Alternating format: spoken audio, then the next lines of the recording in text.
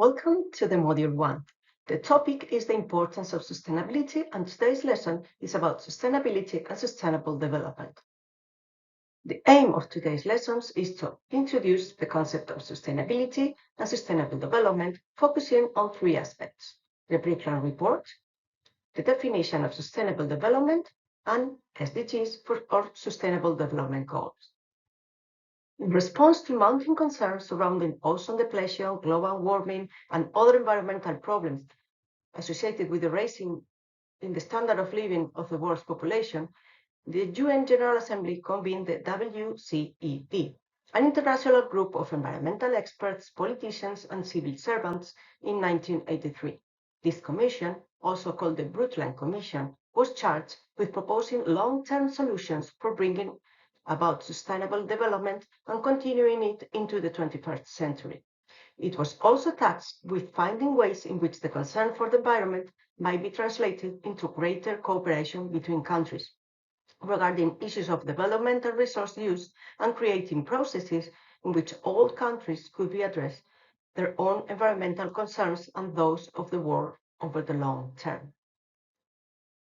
The publication Our Common Future, also known as the Brundtland Report, in 1987, explored the causes of environmental degradation, attempted to understand the interconnections between social equality, economic growth, and environmental problems, and developed policy solutions that integrated all three areas. Sustainable development is development that meets the needs of the present without compromising the ability for future generations to meet their own needs. It contains within it two key concepts: the concept of needs, in particular the essential needs of the world's poor, to which overriding priority should be given, and the idea of limitations imposed by the state of technology and social organization on the environment's ability to meet present and future needs. They consider sustainable development as dependent of three dimensions: an environmental dimension, an economical one, and a social one.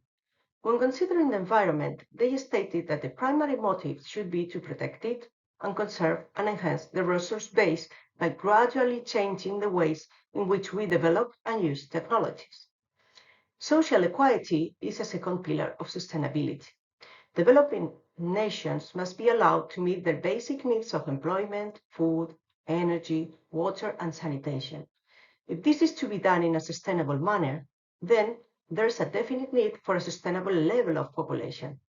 As for the economic growth, it should be done taking into account the other two dimensions. In this diagram, we can see that only when the three pillars of dimensions or sustainability are included, we can reach a sustainable development.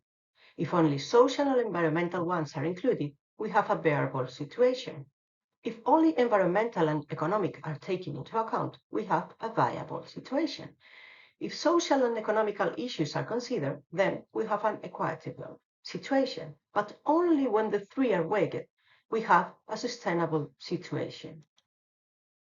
A series of economical, political, institutional, technological, ecological, and socio-cultural elements should be considered to get sustainable development.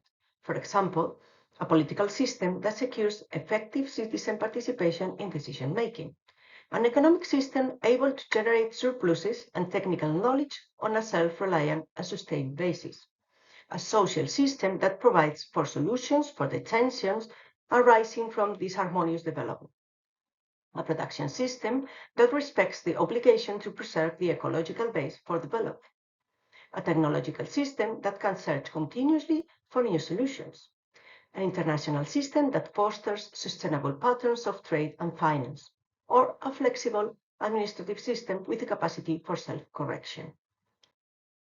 There are also a series of common challenges to achieve a sustainable development, as population and human resources, food security, species and ecosystems, energy, industry, or the Uber challenge.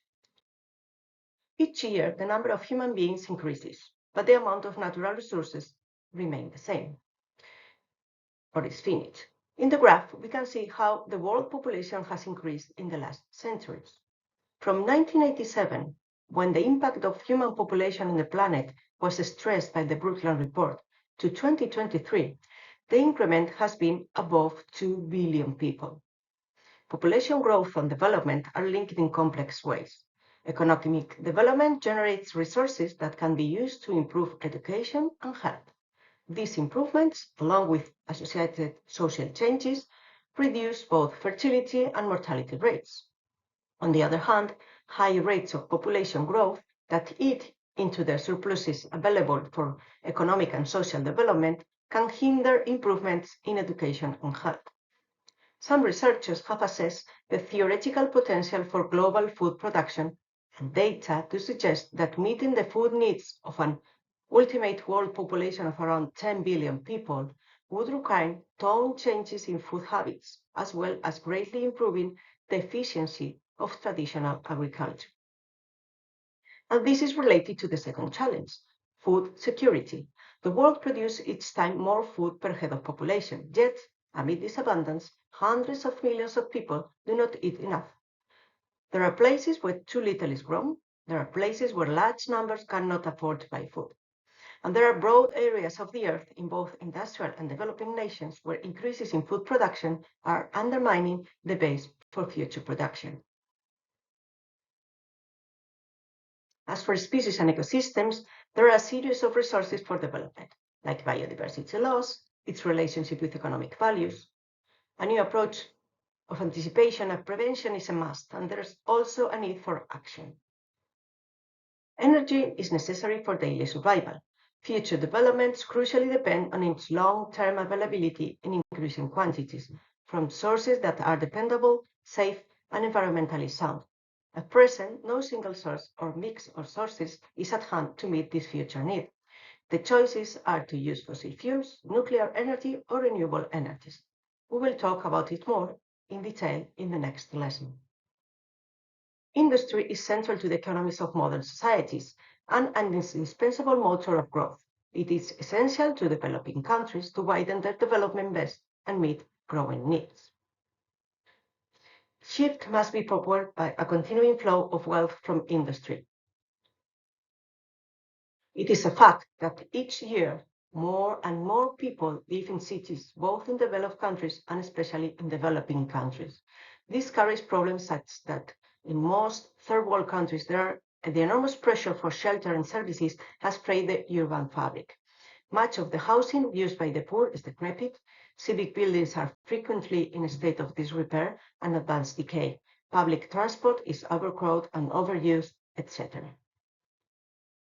After the Blueton report was released, there were a series of milestones leading to the 2030 Agenda and the Declaration of the Sustainable Development Goals in September 2015, such as the Agenda 21 in 1922, the Declaration of Sustainable Development in 2002, the publication of the Future Women in 2012, or the creation of the Open Working Group in 2013 that worked on the SDGs.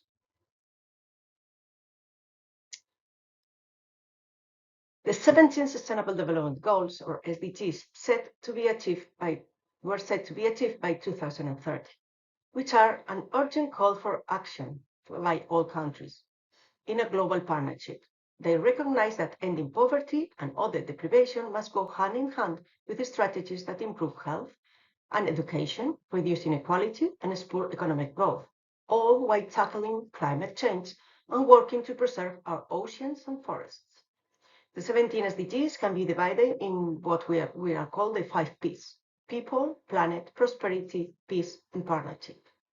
Goals 1, 2, and 3, from 1 to 5, can be combined into the category for people. Goals 6, 12, 13, 14, and 15 present the challenges that our planet is facing around the world.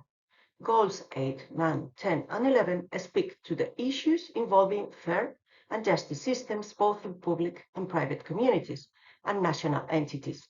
And Goal 17 represents the partnership for the goals. Although the 8 SDGs were agreed upon by the member states within the United Nations, achieving the SDGs involved all entities in the international community. So, to sum up, the need for a sustainable development was first established at the end of the 20th century. Sustainability has 3 main pillars of equal importance: environmental, social, and economical. There are a series of common challenges like population and human resources, food security, species and ecosystems, energy, industry, and the urban challenge. And the 2030 Agenda for Sustainable Development provides a plan of action for people, planet, and prosperity through its 17 Sustainable Development Goals. Thank you.